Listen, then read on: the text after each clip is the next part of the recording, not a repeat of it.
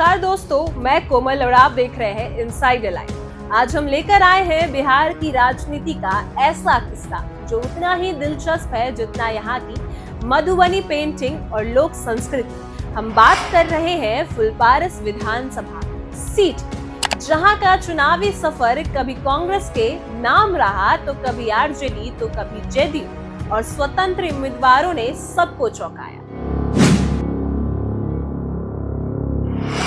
फुलपारस विधानसभा मधुबनी जिले और झांझरपुर लोकसभा क्षेत्र का हिस्सा है। यह इलाका अपनी सांस्कृतिक विरासत के साथ साथ राजनीति के लगातार बदलते रंगों के लिए भी बेहद मशहूर है। कुल मतदाता है 2,81,814, पुरुष है 1,47,518, वहीं महिलाएं हैं 1,34,290। यहाँ का हर वोट अपने आप में एक कहानी कहता है। चलते हैं 1951 की ओर, जब यहाँ पहली बार विधानसभा चुनाव हुआ। उस वक्त काशीनाथ मिश्रा कांग्रेस पार्टी से जीतकर फुलपारस के पहले विधायक बने। इसके बाद भी कांग्रेस का जादू चला। 1957 और 1962 में रसिक लाल यादव कांग्रेस से लगातार 2 बार जीते, यानी शुरुआती 2 दशक कांग्रेस के नाम रहे। 1967 का चुनाव एक टर्निंग पॉइंट था। कांग्रेस के लंबे राज को तोड़ते हुए एसएसपी के डीएल मंडल विधायक चुने गए। यही वो वक्त था जब लोगों ने पहली बार कांग्रेस से अलग किसी पार्टी को मौका दिया। फुलपारस की राजनीति की खासियत यही है कि यहाँ की महिला नेताओं की मजबूत उपस्थिति है। 1985 में हेमलता यादव ने इतिहास रच दिया। वे फुलपारस की पहली महिला विधायक बनी और खास बात यही है कि उन्होंने स्वतंत्र उम्मीदवार के तौर पर चुनाव भी जीत लिया। लेकिन यह जीत उस दौर में महिलाओं की बढ़ती राजनीतिक भागीदारी का बड़ा संकेत है। इसके बाद 2010 और 2015 में जेडीयू की गुलजार देवी ने लगातार जीत दर्ज कर ली। महिला नेतृत्व और मजबूत होती गई। 2010 में जेडीयू ने पहली बार इस सीट पर मजबूत पकड़ बनाई थी। वहीं गुलजार देवी ने शानदार प्रदर्शन किया। 2015 का चुनाव और भी रोचक था। गुलजार देवी ने बीजेपी के राम सुंदर यादव को हराया और गुलजार देवी को मिले 64,368 वोट। वहीं राम सुंदर यादव को 50,953 वोट, यानी जेडीयू की पकड़ अब और मजबूत हो चुकी थी।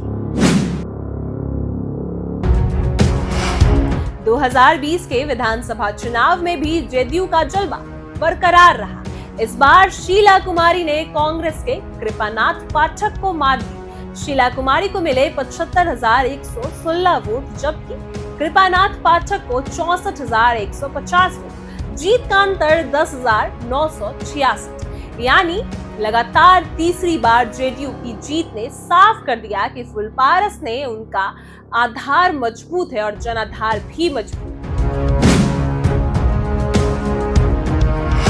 बिहार की राजनीति में जातीय समीकरण हमेशा बड़ा फैक्टर रहा है।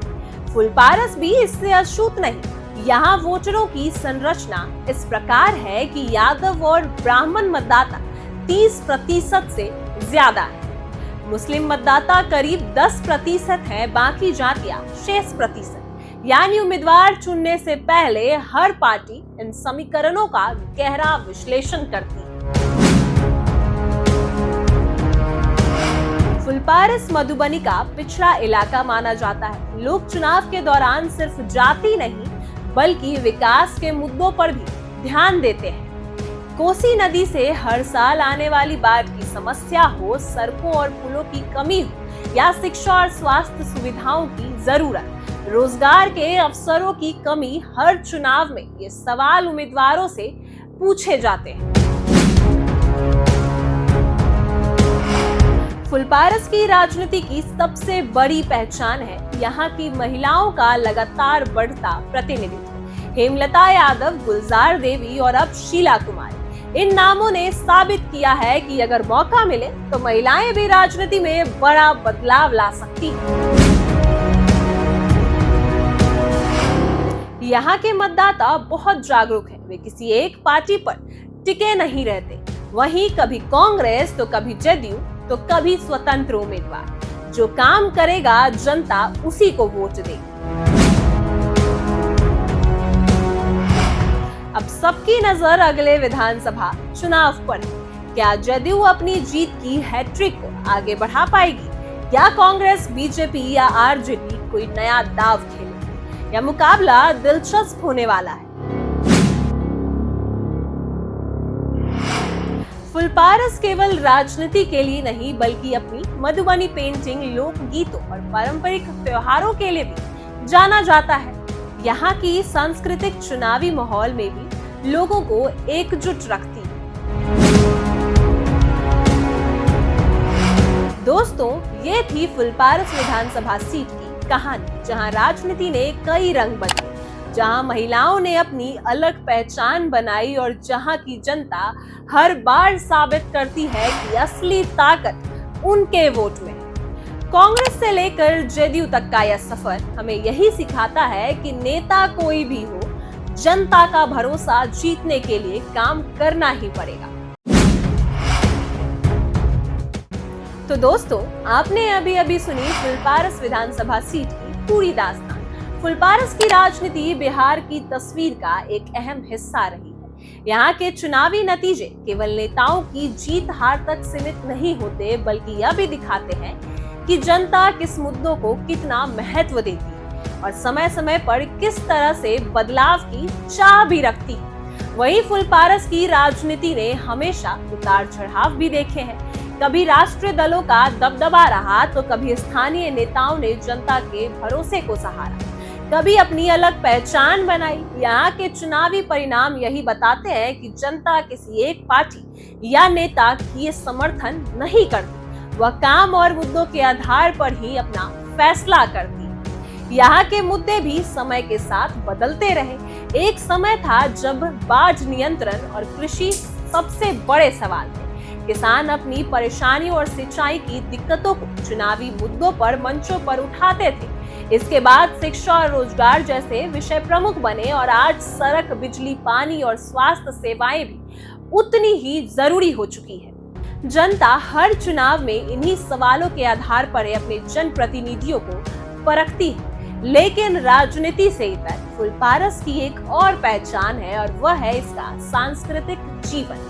यहाँ के मेले, परंपराएं और त्योहार चुनावी माहौल को एक अलग रंग देते हैं। यही कारण है कि फुलपारस की जो राजनीति है उसको समझना केवल वोट और सीटों की गणन पर नहीं हो सकता, बल्कि समाज और संस्कृति की उस गहराई को भी देखना है जो यहाँ के फैसलों को प्रभावित करती है। अब दोस्तों, जब फुलपारस की दास्तान आपने सुन ली तो आइए जरा नजर डालते हैं हमारे अगले पड़ाव की ओर।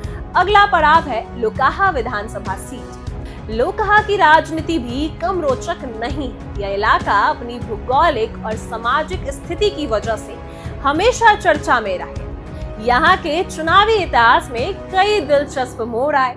कभी राष्ट्रीय स्तर की राजनीति ने यहाँ असर डाला तो कभी स्थानीय समीकरणों ने और जातीय संतुलन ने पूरा चुनावी परिणाम बदल दिए।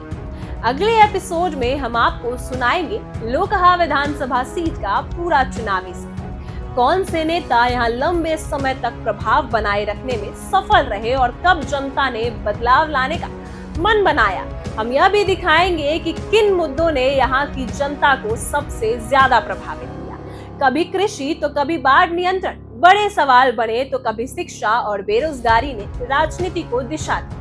आज के दौर में यहाँ की विकास, सड़क और बिजली और स्वास्थ्य जैसी बुनियादी सुविधाएं चुनाव का अहम मुद्दा रही। लेकिन लोकहा की कहानी केवल राजनीति तक सीमित नहीं रही। वहाँ की सांस्कृतिक, लोक जीवन और परंपराएं भी इस दास्तान का हिस्सा हों। क्योंकि राजनीति को पूरी तरह समझने के लिए समाज और संस्कृति को समझना उतना ही जरूरी है। तो दोस्तों, अगर फुलपारस की कहानी ने आपको प्रभावित किया है तो यकीन मानिए लोकहा की दास्तान भी उतनी ही रोचक और जानकारी पूर्ण होगी। इस वहाँ की राजनीति, समाज और इतिहास को उसी गहराई से आपके सामने लाएंगे जैसा अब तक करते आए। इसलिए आपसे छोटा सा निवेदन है कि अगर आपको हमारा यह प्रयास अच्छा लगे तो चैनल को सब्सक्राइब कीजिए, वीडियो को लाइक कीजिए और शेयर कीजिए और हाँ, अपने विचार कमेंट करके हमें जरूर बताइए, क्योंकि फुलपारस की कहानी का कौन सा पहलू आपको सबसे ज्यादा रोचक लगा और पसंद आया, क्योंकि आपकी राय ही हमें और मेहनत करने की प्रेरणा देती है। तो मिलते हैं अगले वीडियो में लोकहा विधानसभा सीट की पूरी कहानी के साथ। तब तक देखते रहिए, सुनते रहिए और जुड़े रहिए हमारे साथ।